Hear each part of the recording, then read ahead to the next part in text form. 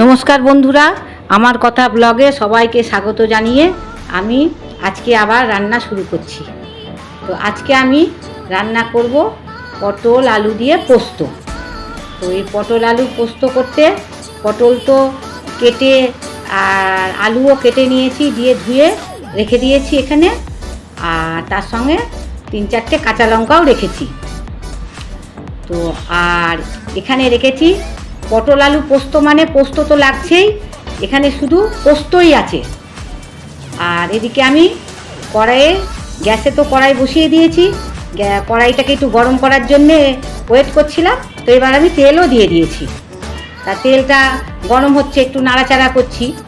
তা তেলটা আমার যেই গরম হয়ে যাবে আমি তার সঙ্গে সঙ্গে আমি দিয়ে দিলাম আলু। ওই আলুগুলোকে আমি সুন্দর করে ভাজবো। তো আলুগুলোকে আমি ভালোভাবে ভাজবো, তা ওই জন্যে আমি ভাজার জন্যে তো তেলে দিয়ে দিয়েছি। আর তার মধ্যে দিয়ে দিলাম আমি একটু নুন আর সামান্য হলুদ। খুব একটা তো পোস্ত তো খুব যে হলুদ দেবো তা নয়। তা দেখুন আমার কি সুন্দর আলুগুলো ভাজাও হয়ে গেছে।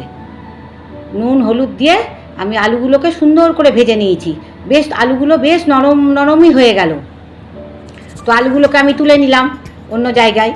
এইবার আমি কড়াইয়ে তো তেল আছেই, ওই তেলের মধ্যে দিয়ে দিলাম কাঁচা লঙ্কা, তার মধ্যে একটা লাল লঙ্কাও আছে, কিন্তু ওটা শুকনো লঙ্কা না, আর দিলাম 5 ফোড়ন। তা দিয়ে এইবার আমি দিয়ে দিলাম পটলগুলোকেও আমি বেশ সুন্দর করে ভাজবো। তা পটলগুলোকে এখন সব আমার কড়াইয়ের মধ্যে দেওয়া হয়ে গেল। এইবার আমি নাড়াচাড়া করব।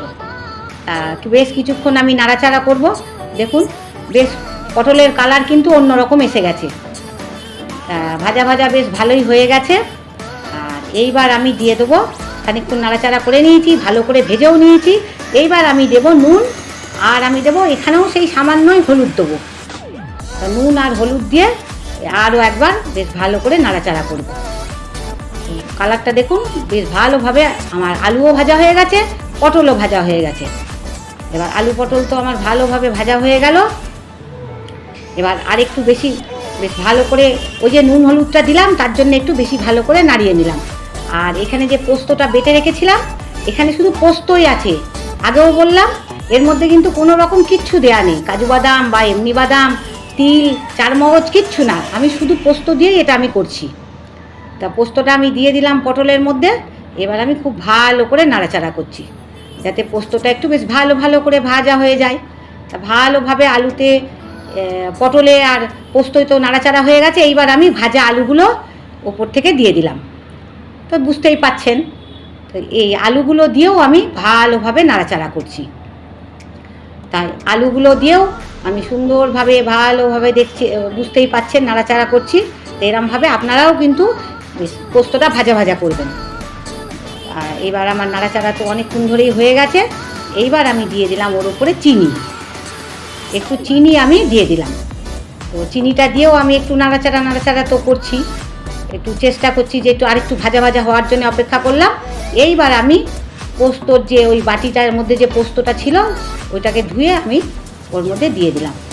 প্রায় 1 বাটি জল আছে, ওখানে অনেকখানিই জল আছে। তো আমি খুব তো বেশি জল দেব না। এবার আমি নাড়াচাড়া করে এবার একটু ঢাকাটা দিয়ে দেবো। আর মধ্যেখানে আমি আবার একটু ঢাকাটা খুলে দেখব যে কেমন হয়েছে, কতটা হয়েছে। তা ওই দেখুন এখনও সেই খুব একটা এটা কষা এখনও খুব একটা হয়নি। তো আমি এটাকে আর একবার ভালো করে নাড়াচাড়া করছি। দেখুন আমি আর একটু পোস্তটা দিয়ে আর একটু আমি মাখা করব। তো আর একবার নাড়াচাড়া করে নিলাম। এইবার আমি আরেকটু ঢাকা দিয়ে দেবো, যাতে আরেকটু শুকনো ভাব এসে যায়।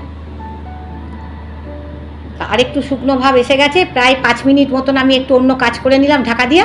তো এইবার দেখুন বন্ধুরা, এই যে ঠিক এইবার বেশ জলটা শুকিয়ে গেছে আমার। এবার সুন্দরভাবে আরেকটু ভালোভাবে আমি নাড়াচাড়া করে নিচ্ছি। তো আপনারা এরকমভাবেই বানাবেন, আলুটাকে ভালো করে ভেজে নেবেন, খুব সুন্দর হয়। পটল তো ভাজি আমরা। আর ওপর থেকে আমার তো পোস্তটা তো হয়ে গেছে মাখা, ওপর থেকে আমি একটুখানি সর্ষের তেল ছড়িয়ে দিলাম। পোস্তই তো সর্ষের তেল খুবই ভালো লাগে। তো দেখলেন তো ঢাকাটা দিয়ে দিয়েছিলাম। তাই এবার ঢাকাটা আমি খুলবো।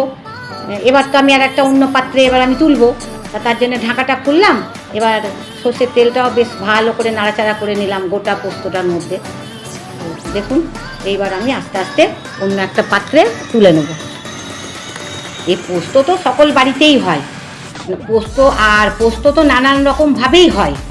আর আলু পটল পোস্ত তো হচ্ছেই, শুধু পোস্তও হয় পটল দিয়ে, অনেক কিছুভাবেই হয়, আপনারা করেনও সবাই অনেক কিছু অনেক রকমভাবে। তো আমি আজকে এই আলু পটল পোস্তটাই রান্নাটা করলাম।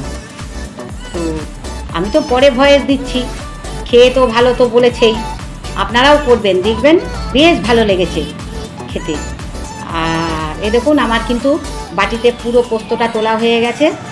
আর এখানে আর সাজানোর কি আছে, তো ওই তাও আমি একটু এই দেখতে ভালো লাগবে বলে একটুখানি একটা লাল লঙ্কা আর একটা কাঁচা লঙ্কা এই পোস্তটার মধ্যে আমি দিয়ে দিলাম। এটা আপনারা না দিলেও পারবেন, কোনো ব্যাপার নেই।